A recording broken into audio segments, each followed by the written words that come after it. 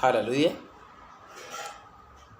As I talk about the divine will and assignment of marriage on earth, you actually have to understand that when God created marriage, He also put a divine assignment and a divine will in marriage. That means marriage was not taken for granted as He made marriage, but He made it and put His own will and assignment for marriage on this earth. So marriage has a purpose, has a will, has an assignment to perform on this earth. And if you want to know this, that marriage is not just meant for happiness alone, joy and peace.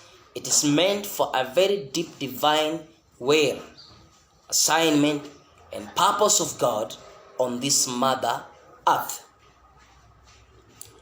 Genesis chapter 1 verses 27, as I go onwards. So God created man in his own image, and made in the image and likeness of God He created him. Male and female He created them.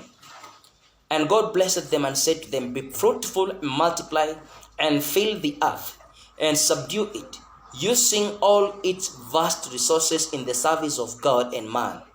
Have dominion over the fish of the sea, the birds of the air, and over every living creature that moves upon the earth. Hallelujah. And God said, see, I have given you every plant yielding seed, but is on the face of all the land, and every tree with the seed in its fruit. You shall have them for food. And all the animals of the earth, and every bird of the air, to everything that creeps on the ground, to everything in which there is breath of life. I have given every green plant for food, and it was so. So God created marriage. Do you understand? But after creating marriage, He put a divine responsibility, an assignment.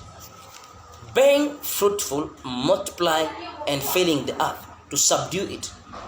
It all means using all vast resources in the service of God and man. That means man was supposed to utilize all the resources, the physical resources, the land, the sea, the waters, the plants, the animals, the minerals, the oil, everything that was tangible and seen was to benefit man, but he should work on these resources that he may serve God and also serve his fellow men.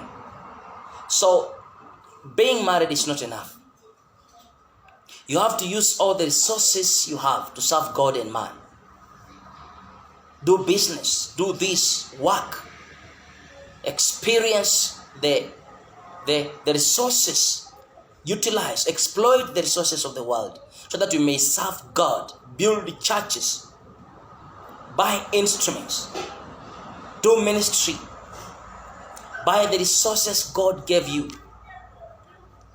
So marriage is not intended just to say love to each other, but it is a very great assignment put therein that all of you must be able to utilize the resources given by God on this mother earth to make sure that you are able to serve God and also serve man. Hallelujah. We have the seas, the fish of the sea, the birds of the air, living creatures moving all over the earth.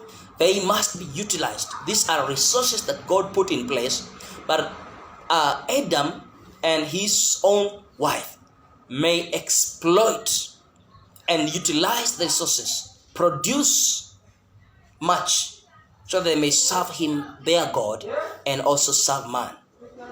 Another thing he put in marriage was procreation. The will of procreation. Marriage was never intended just for a luxury just for a joyful life alone. There's a divine assignment of procreation. Creation was done by God when He created man in His own image.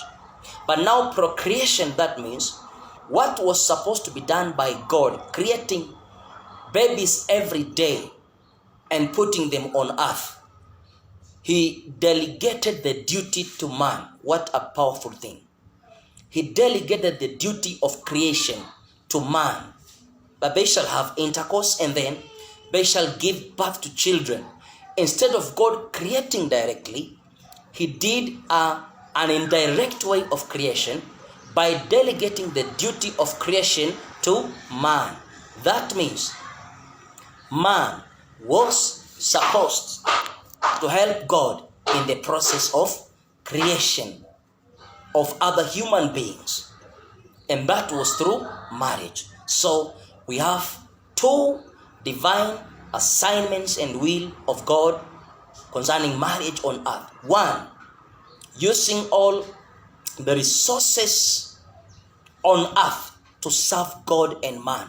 Number two, the will of procreation, the making of other humankind through marriage.